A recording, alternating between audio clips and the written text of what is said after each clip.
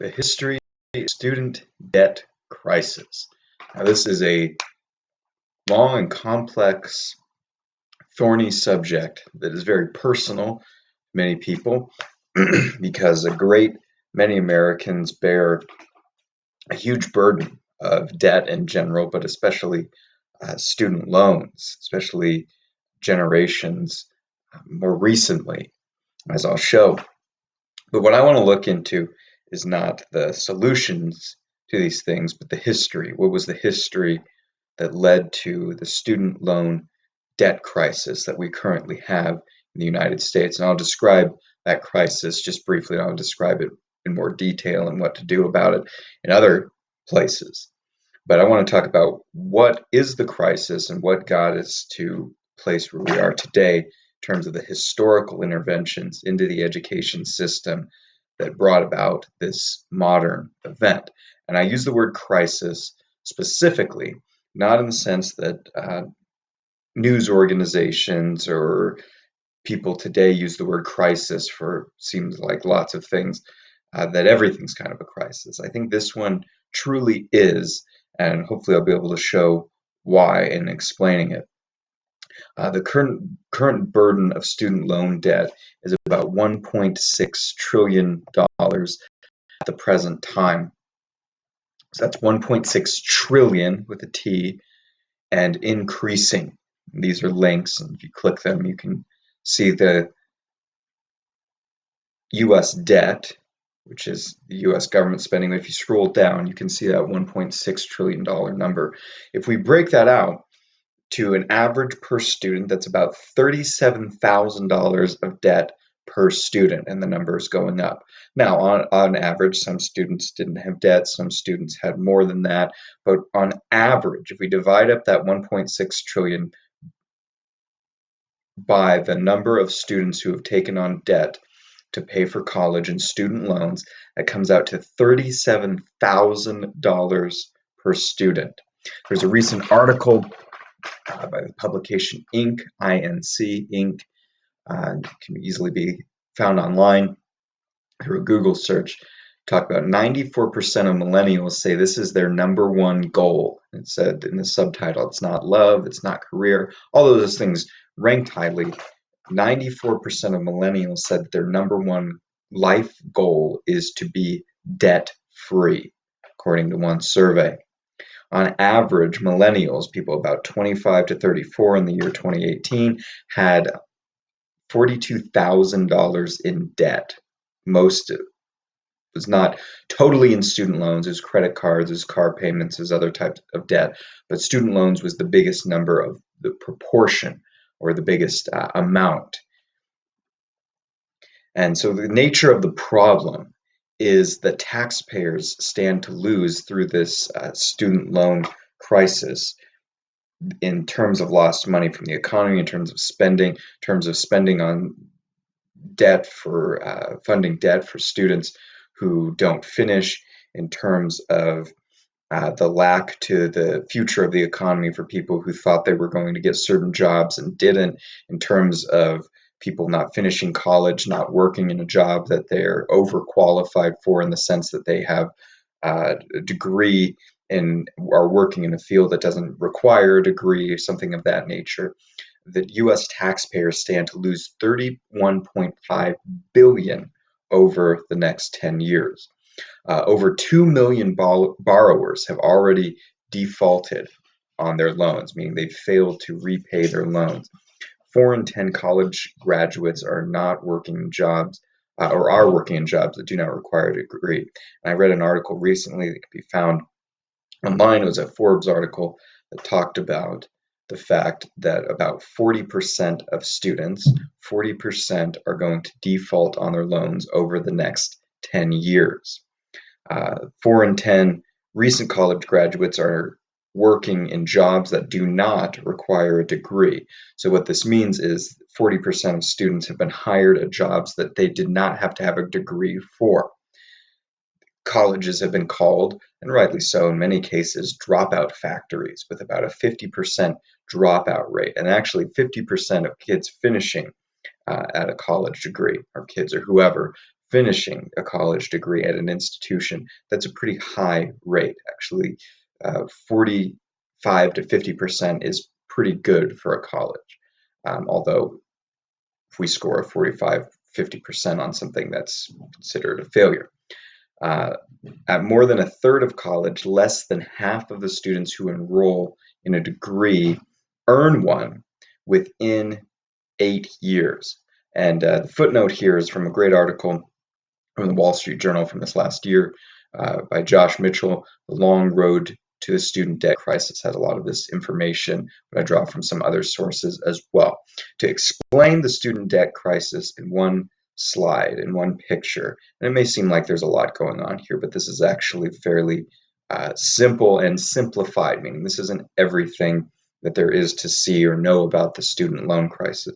But here's how the system kind of worked.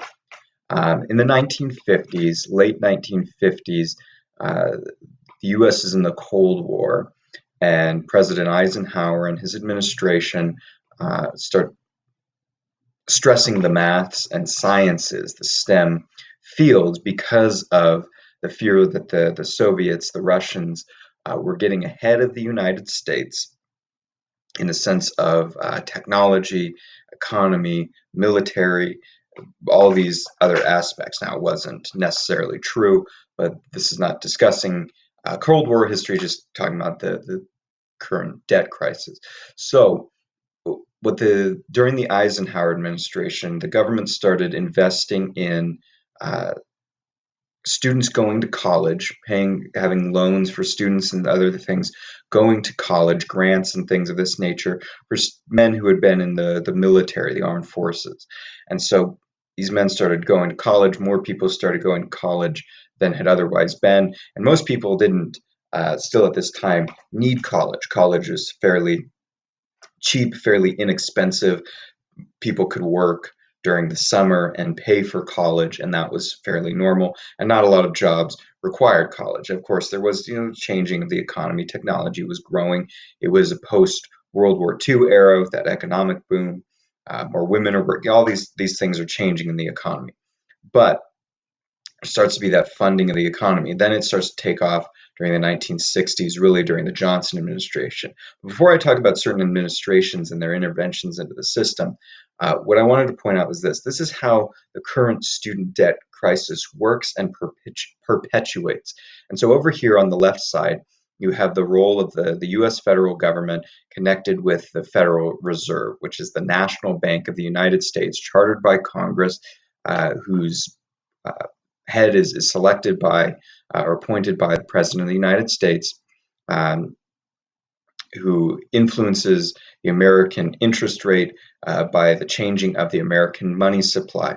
Basically, this institution has the right to the legal monopoly on the right to print money or declare money into the financial system, to regulate banks, to involve themselves in the telling of private banks how much they must hold in currency reserves, all sorts of things. So Congress starts funding student debt. Congress starts funding student debt. Now, Congress, the US government, any government doesn't have money on its own. It has to do taxing of some form. They can either do direct taxing, they can borrow it, which is going into debt, or they can print it. Now, the US government is in $23 trillion of debt, so that's part of it. But they also can print, which is where the Federal Reserve comes in. And so, through some actions that we're going to look at more specifically, Congress and the Federal Reserve started encouraging banks to make riskier loans by loaning to students and federally insuring them at taxpayer expense if the loans are not repaid. So, how this works or started to work from the 1960s forward was they created higher education acts, which gave banks the incentive to loan to students without risks. And what this meant was college students, people of a certain credit score, people of a certain age, socioeconomic background, all this stuff had a certain likelihood of paying back a loan. Now, that may give people access, may not allow people access to loans, all that being what it is, that's valid. But the point is, banks look at risk and they look at when they loan out money, are they going to be paid back at interest? Is this person going to be a good investment and pay back the loan plus the interest, thereby making the bank money and making it a worthy loan, worth the actual risk of the investment? Because if someone doesn't pay it back, the bank can uh, go after the person. But if they don't have any money, the bank loses money. So they have to decide whether or not a loan is a good investment. Government started, uh, well, lots of people in the government, I'm going to use that as a metonymy, the government in general as a name for a larger concept.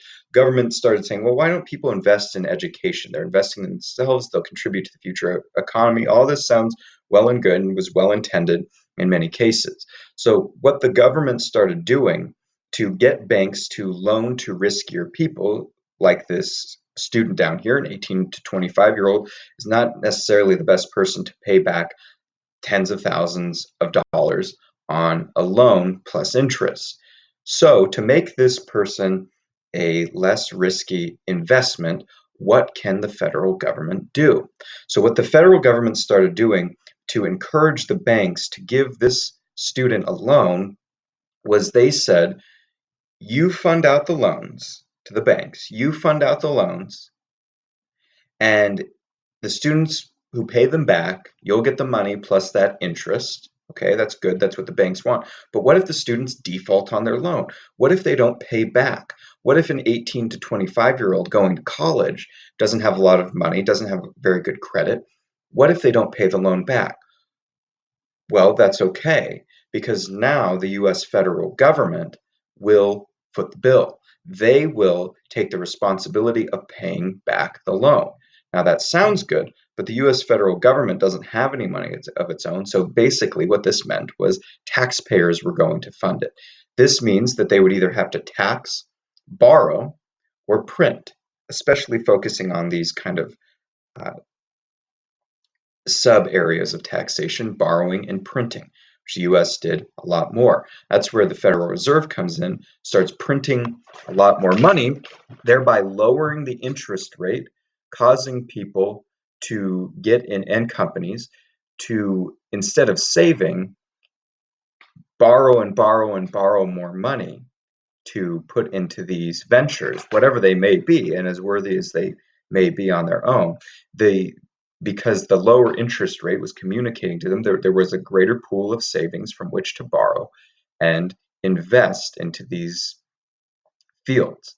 Now, so this artificially low interest rate encourages borrowing and debt without the savings to justify it. And this is one of the reasons, one of the incentives why our whole culture, why our whole society, why most of Americans are in debt, why most businesses are in debt and not able to even survive a few weeks of economic downturn because they're so stretched out on loans and debt, courtesy of easy money from the US Federal Reserve. Now, also printing the money and inflation. So this printing inflation people think is raising prices. That's a consequence of inflation. But the printing of the money into the economy causes the money to be watered down. It has a distribution effect, and the money's given out.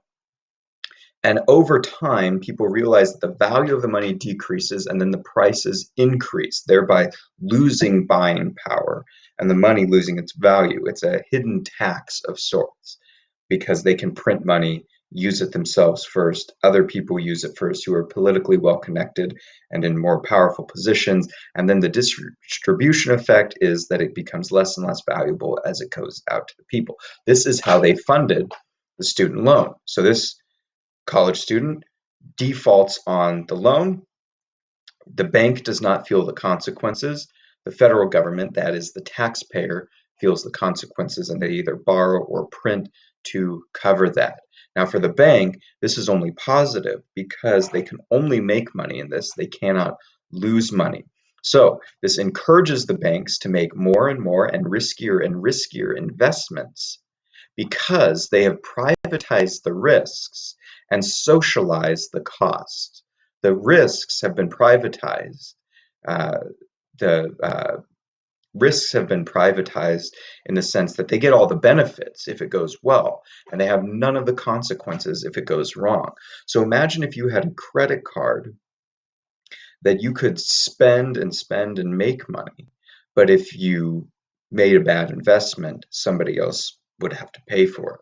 And so that's the situation that the banks were in. They were put in a situation in which they were encouraged to loan and loan and loan, and they continued loaning out way more money, and so they made more and more loans. So more students are signing up for thousands, tens of thousands, hundreds of thousands of dollars worth of loans, and this I'm talking of individuals, and so they are signing themselves up for debt and interest payments. And if they default, go into bankruptcy, they still owe the loans, but the federal government steps in and insures them. So there's no lose situation for the bank or the immediate people giving out the stuff from the federal government in the first place. So larger loans are made. There's only an opportunity for profits, not losses. Then, through this system, more and more loans are being taken out. More and more people are going to college. Well, that sounds good. More people are getting education. More people are taking advantage of those opportunities. But there's not an increase in the supply of colleges, but there is an increase in the demand. Okay, let me give an example. Got a pen here. Let's say I'm selling this pen, and let's say there's a very limited supply of pens. For some reason, they're not making more. Okay, I have this pen. The increase in the demand, more people want this pen all of a sudden, but there's not an increase in the supply. What will happen to the price? Well, the price of my pen or anything else will increase.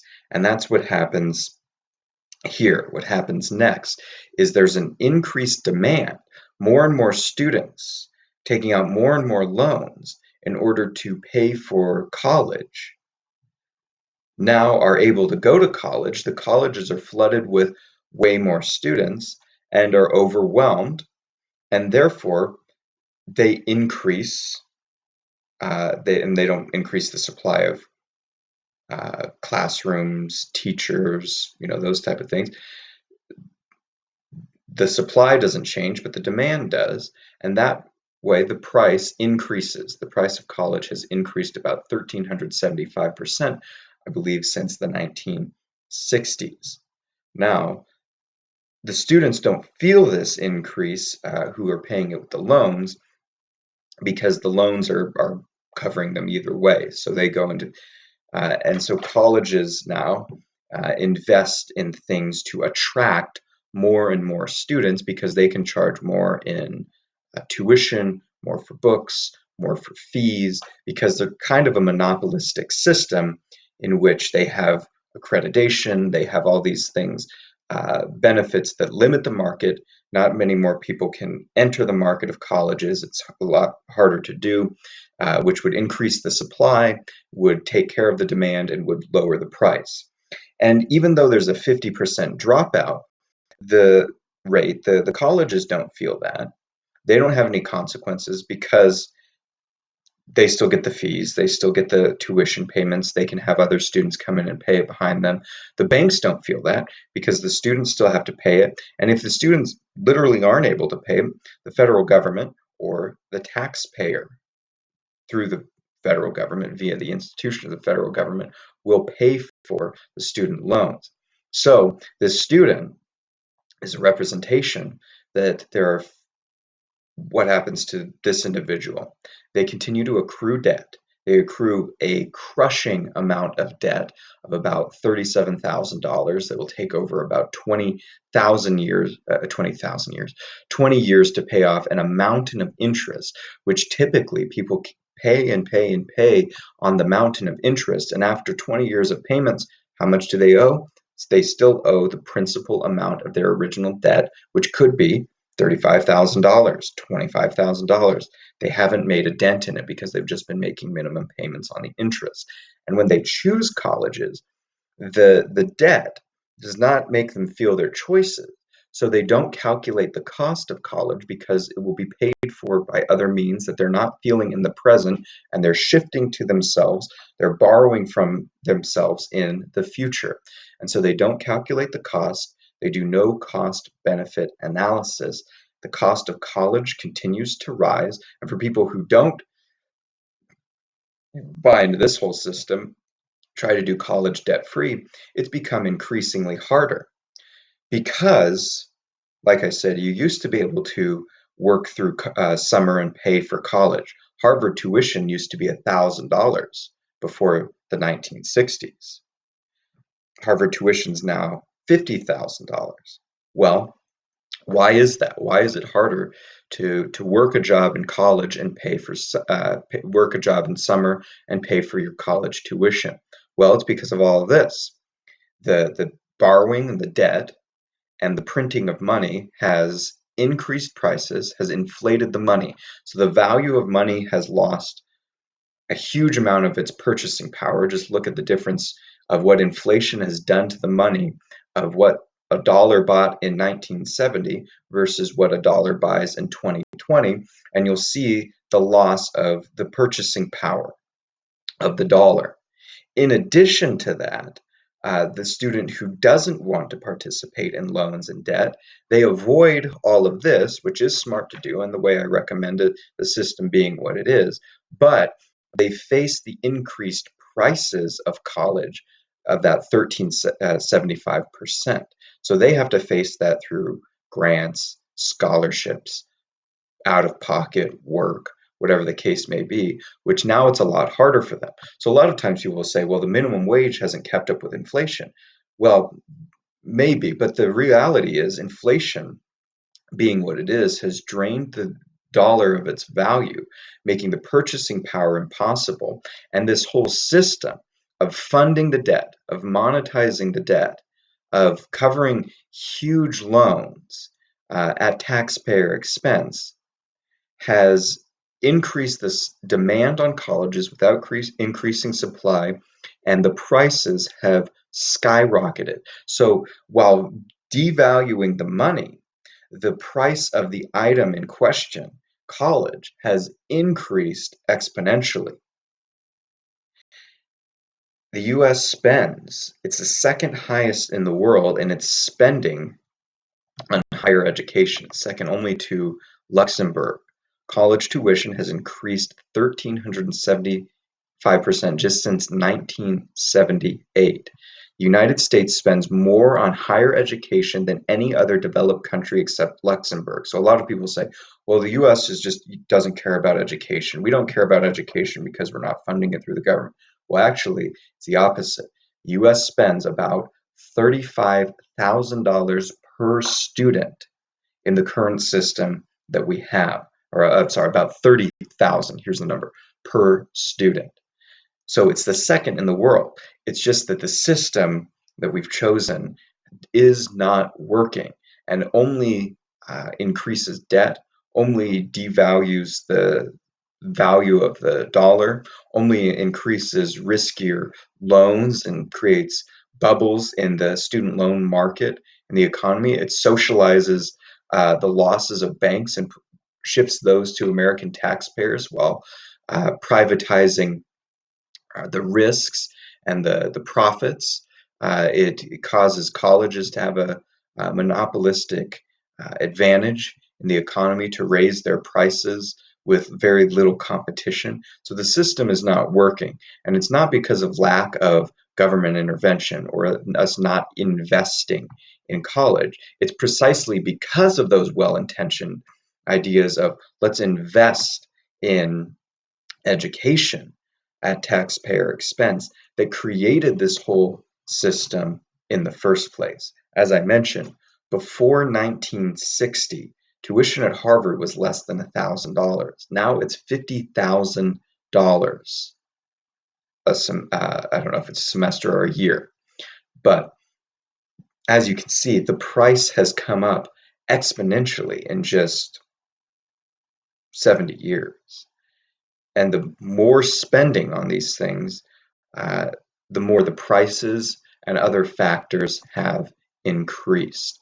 So I'll pick this up in another video, but that's the nature of the problem and what were the interventions into the economy itself that actually caused this to happen in a historical way.